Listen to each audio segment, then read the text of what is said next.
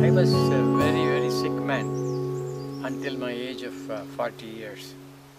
I suffered from asthma, arthritis, frequent headaches, frequent respiratory infections, frequent infections of the digestive system. All these diseases made me wonder whether there is a way in which we can prevent these things or we can cure them without using harmful drugs. So I read a number of books and I came to the conclusion that there are three factors that cause disease. One is unnatural, refined food. And number two is lack of sufficient exercise to digest this food and make it available to the various organs. And number three, psychological tension, which uses up a large amount of nutrients. Three factors, if you correct theoretically, you should be free of disease. I practiced this, whatever I learned from these various readings, and found that I could get rid of my asthma, my arthritis was gone, my frequent hyperacidity and stomach problems were gone, and I was perfectly healthy. And now I'm 85. At the age of 85, I feel like I'm 45, 50. Wow.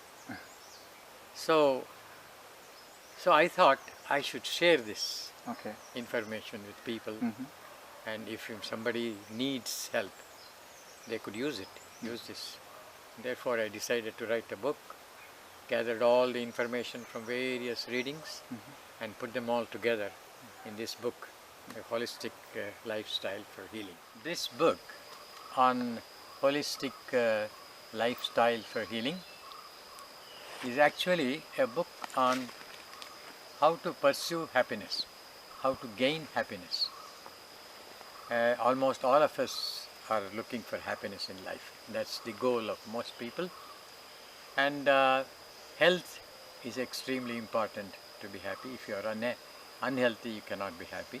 At the same time, to be healthy, you have to be happy. Therefore, you have to pursue this goal of happiness from two angles. One, to be healthy in the body.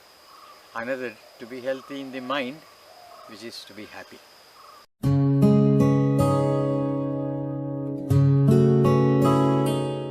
Healthy food is what nature made for us. We evolved on a certain kind of food, and that is the healthiest food. And so that brings us to the question of what God made for us. Yeah. Imagine yourself to be in this world before the advent of, before we discovered fire. What would man have eaten? It would be the food that monkeys eat today. And they eat mostly food that is uncooked, mostly food that is fresh.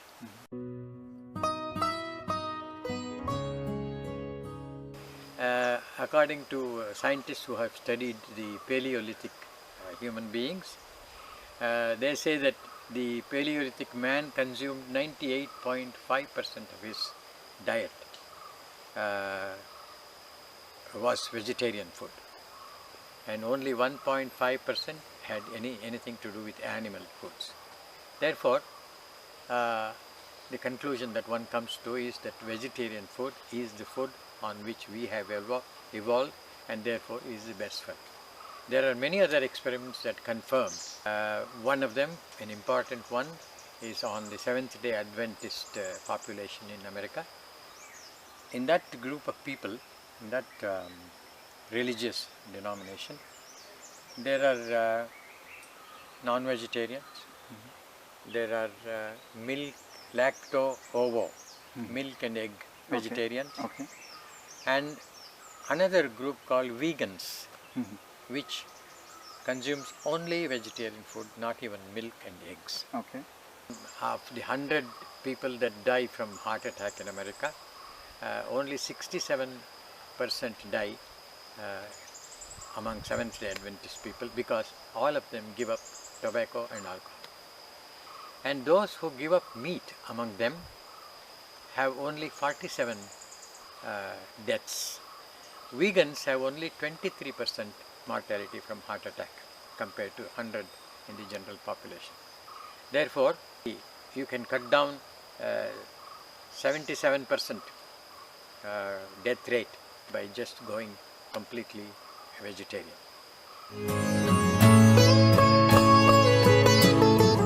Now the question arises, why there was 23? Right. That is because even in vegetarian food, there is bad and good vegetarian food. Okay. If we give up bad food that these people, vegans, consumed, we probably would be completely free of cancer and other diseases. Good food among vegetarian food is what nature made for us and what monkeys consume even today. And that is fruits, vegetables and nuts. So, if you stick to this diet of fruits, vegetables and diet, you are highly unlikely to get disease, and you are most likely to get rid of disease that already you have. And bad food is sugar, salt, any additives, chemical additives like soda, anything else added to the food is bad. Any kind of refinement, oils are all incomplete foods. Instead of oil, take only oil seeds. Like that, take only natural food, and that completes the requirement of your food.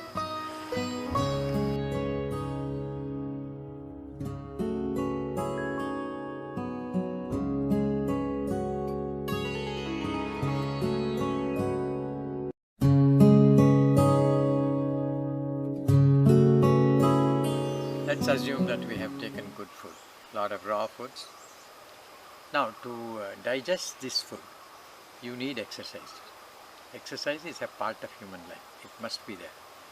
And most of our problems arise from the fact that we have stopped exercising now. We are having vehicles and you travel everywhere by vehicles and you don't walk.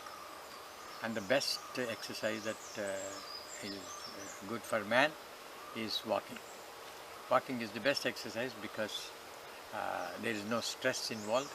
You can walk very freely and your mind becomes less and less stressful. A lot of hormones are produced that reduce stress. These hormones are called endorphins. And also triglycerides in the body, which are high triglyceride content, is one of the causes of heart disease. That content comes down. So does the content of cholesterol in the blood. That comes down when you walk. Therefore, walking for about an hour a day, and for diabetics for about 1.5 hours a day is the best form of exercise. You can do other muscle building exercises in the gym. That's an option. So you can do yogasanas also to limber up the body. Yogasanas help you become more cheerful and lighter. I should also mention that with the diet that I mentioned earlier, I have cured all my health problems such as asthma. I had asthma. I used to get frequent headaches. I had arthritis. I had hyperacidity in the stomach. I had got my appendix removed. I had got my tonsils removed. All these signs of disease are gone completely after I went on my diet and the exercise regimen that I mentioned earlier.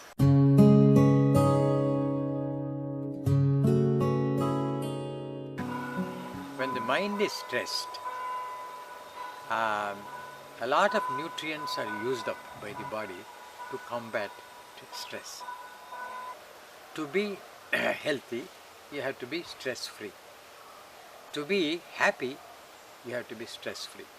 To have good human relations, you have to be stress-free. Therefore, stress management is extremely important for human happiness and mental health. Now, what is the cause of stress? Why are we stressed? Most of us develop the causes of stress during our childhood. Our attitude towards life, right and wrong, positive and negative, are shaped when we are young, between 5 and 6. Before the age of 6, all our attitudes toward life are usually set. It can be changed later on with a lot of effort, but normally they are all set. That is because you didn't do what they asked you to do. You are inferior, you are no good. Now this feeling persists later in life, and you start feeling diffident, you don't feel confident to do anything. Therefore many people suffer from this inferiority complex. And also, if the parents are harsh, if the teachers are harsh, you develop a fear complex against people, and which gets converted into a fear of life itself. We develop an attitude towards excessive attachment to material things. This commercial culture in which we all live in makes you believe that to be happy you have to buy a lot of things, you have to possess a lot of things, you have to have a lot of money. They make you want more things. Things are non-living, and you get your joy in life, your happiness in life only from living things and intimate, wonderful, lovely relationship, loving relationship with people.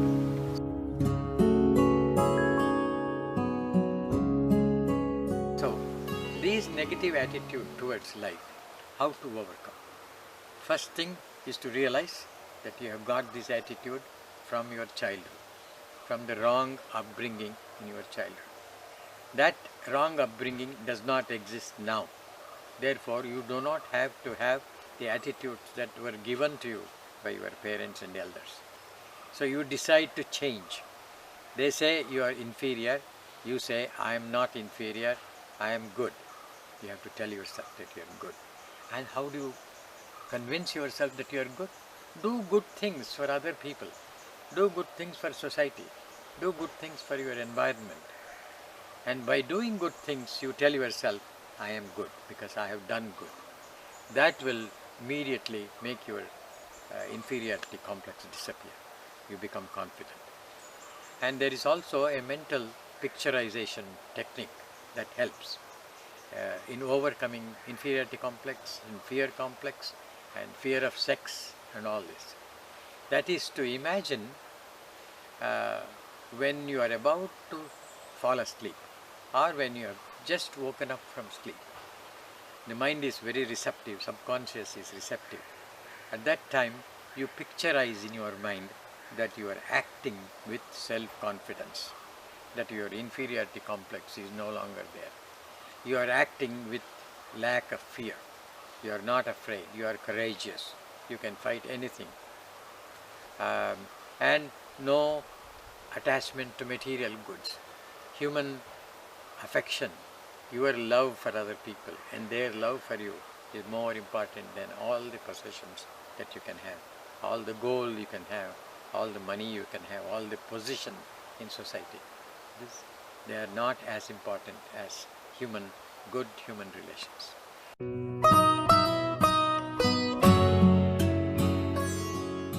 If you are unhappy, think of happy things.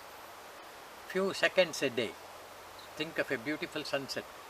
Think of a beautiful relationship with a woman of your choice, or a man of your choice, or a lovely relationship with a child, or beauty in nature, or beauty of nature. All these positive thinking, just for a few seconds but at a time, will rewire the neural network towards positive thinking. If we realize that we are a part of this creation, if we realize that the power that created this universe is within you, that is what runs your body, that's what runs your mind, you are a part of the universe. Not merely that, you are the energy that created this universe. You are not different. Your energy is not any different from the energy that created the universe. In short, as Advaita philosophy tells you, you and God, or the Creator, are one.